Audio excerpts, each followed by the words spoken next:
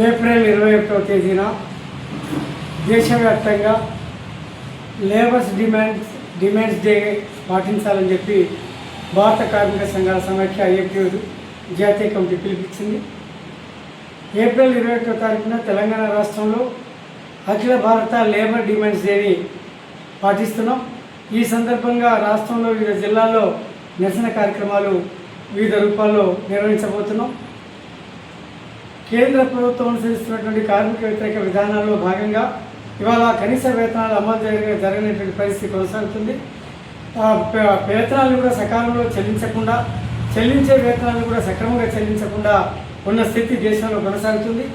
అట్లాగే వాళ్ళకి పని స్థలాల్లో రక్షణ లేకపోవడము, ఉద్యోగ ఉపాధి భద్రత లేకపోవడము, వీటికి తోడుగా 4 లేబర్ కోడ్స్ రావడం ద్వారా కార్మికుల యొక్క హక్కులు హరించే రీతిలో, కార్మికుల హక్కుల్ని రద్దు చేసే రీతిలో ఈ 4 లేబర్ కోడ్స్ ముందుకు రావడము మొత్తం కార్మిక వర్గం యొక్క ప్రయోజనాలకి, వాళ్ళ యొక్క సంక్షేమానికి హానికరంగా తయారైనాయి.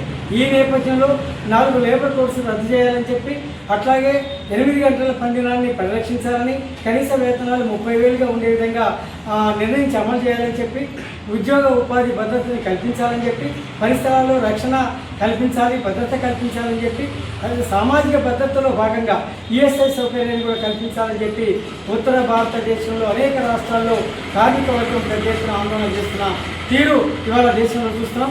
ప్రధానంగా నోయిడా ప్రాంతంలో ఉన్నటువంటి కార్మికులు తమ రోజువారీ దైనందిన జీవితంలో వారు ఎదుర్కొంటున్న సమస్యల మీద పెద్ద ఎత్తున ఆందోళనలు చేస్తున్నారు. ఆ ఆందోళనలన్నీ కూడా ఒక మిలిటెంట్ వైపు కొనసాగుతున్న స్థితి కూడా ఉంది. అందుకనే కార్మికుల యొక్క న్యాయమైన డిమాండ్లు ఏవైతే ఉన్నాయో వాటిని సానుకూలంగా పరిష్కరించాల్సిన బాధ్యత కేంద్ర ప్రభుత్వం మీద ఉంది, అక్కడ ఉత్తరప్రదేశ్ ప్రభుత్వం మీద ఉంది, అదేవిధంగా హర్యానా ప్రభుత్వం మీద ఉంది. వివిధ రాష్ట్రాల్లో జరుగుతున్నటువంటి ఉద్యమాలు, పోరాటాలు, ఆ పోరాటాల ద్వారా వచ్చిన డిమాండ్లని సానుకూలంగా పరిశీలించాల్సిన బాధ్యత అనేక రాష్ట్రాల మీద ఆ బాధ్యత ఉందనేది మేము అభిప్రాయపడుతూ ఏప్రిల్ 21వ తారీఖున దేశ కార్మిక వర్గం తమ డిమాండ్ల సాధన కోసం లేబర్ డిమాండ్స్ డేగా పాటించాలని చెప్పి భావించాయి. అందుకని ఆ రోజు జరిగేటువంటి కార్యక్రమాన్ని విజయవంతం చేయాలని చెప్పి తెలంగాణ రాష్ట్ర కార్మిక వర్గాన్ని మేము కోరుతున్నాం. ఇప్పటికైనా తెలంగాణ రాష్ట్రంలో కూడా ఈ రాష్ట్ర ప్రభుత్వం లేబర్ కోడ్స్ అమలు కాకుండా వాళ్ళు ఒక తీర్మానాన్ని చేసి, కనీసం క్యాబినెట్లోనైనా తీర్మానం చేసి కేంద్ర కార్మిక మంత్రిత్వ శాఖకి పంపాలని చెప్పి మేము డిమాండ్ చేస్తున్నాం. ఆ 4 లేబర్ కోడ్స్ ఇక్కడ అమలు కాకుండా నివారించాలని చెప్పి కూడా ఈ రాష్ట్ర ప్రభుత్వాన్ని డిమాండ్ చేస్తున్నాం.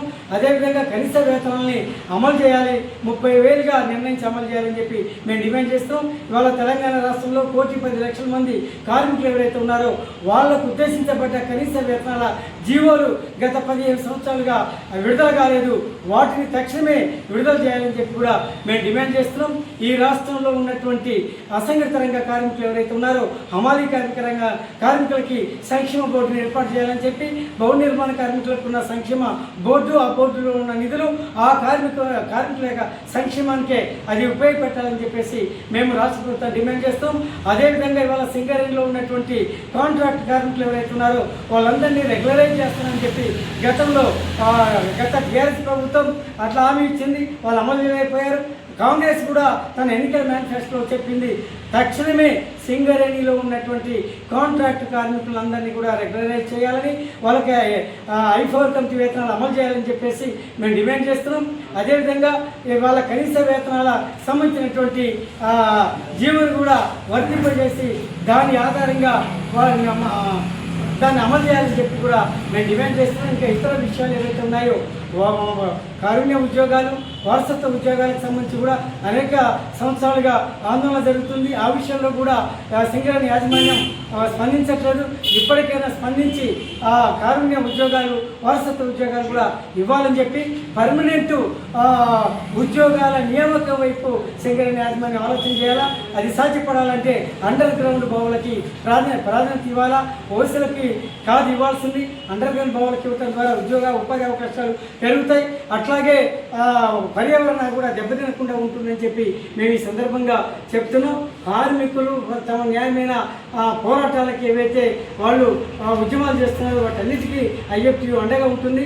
నిన్న మొన్నటి దాకా కూడా కార్మికులు ఎవరైతే ఆందోళన చేశారో విద్యుత్ శాఖలో పనిచేసే ఆర్టిజన్ ఉద్యోగులు వాళ్ళు ఏవైతే డిమాండ్లు ఏవైతారో ఆ డిమాండ్లని సానుకూలంగా పరిశీలించి తక్షణమే పరిష్కారం చేయడానికి వాళ్ళు రాష్ట్ర ప్రభుత్వం పూనుకోవాలని చెప్పేసి మేము కోరుతున్నాం. గ్రామ పంచాయతీ మున్సిపల్ వర్కర్స్ కూడా అనేక సమస్యలు ఎదుర్కొంటున్నారు. వాళ్ళకి పని స్థలాల్లో రక్షణ లేదు, వాళ్ళ కనీస వేతనాలు లేవు. వాళ్ళ ప్రైవేట్ ఏజెన్సీలు ఏవైతే ఉన్నాయో ఆ ఏజెన్సీలు కూడా రద్దు చేయాలా. బ్యాంకుల ద్వారానే ప్రభుత్వం నేరుగా లేదా మున్సిపల్ అండ్ గ్రామ పంచాయతీ శాఖలు ఏవైతే ఉన్నాయో వాళ్ళు బ్యాంకుల ద్వారా వాళ్ళకి శాలరీస్ విడుదల చేయాలని చెప్పి, శాలరీస్ ఇవ్వాలని చెప్పి, వాళ్ళకు కూడా కనీస వేతనాల చట్టాన్ని వర్తింపజేసి అమలు చేయాలని చెప్పేసి మేము డిమాండ్ చేస్తున్నాం.